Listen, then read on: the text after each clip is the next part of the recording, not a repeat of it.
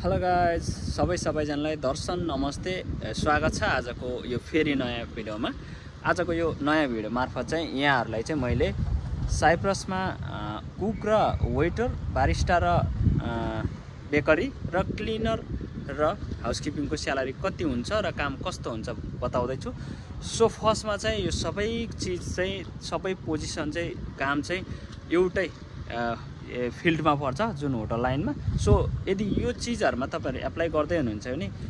त्यो तपाईले एप्लाई गरेको ठाउँ सिजनल हो कि अफ सिजनल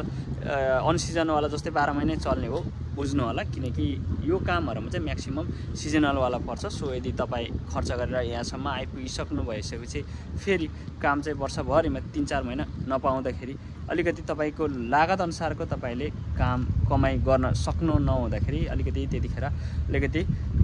नरमाइलो लाग्न सक्छ। सो यो कुरा मैले जानकारी दिएँ र अब जम फर्स्टमा चाहिँ मैले तपाईहरुलाई के कुरा बताउँछु भन्दाखेरि चाहिँ कुक र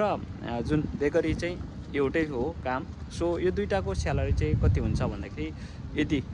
950 देखि 1200-1300 सम्म हुन्छ भनेदेखि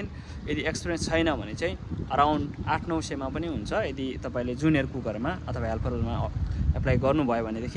भनेदेखि अब जम वेटर र बारिस्टामा पनि यो दुईटै फिल्ड एउटै हो। बिजी भयो भने बारिस्टाको काम अर्कै भए तापनि वेटरको काम अर्कै भए तापनि एउटै सर्भिस लाइनको एउटै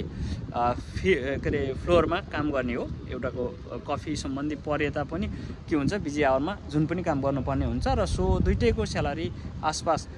850-900 हुन्छ। र यदि तपाई कुनै कम्पनीले चाहिँ 700-800 पनि दिएको छ यो बारिस्टा र वेटरको लागि भनेदेखि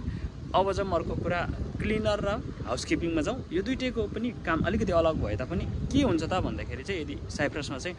दुईटैको स्यालेरी चाहिँ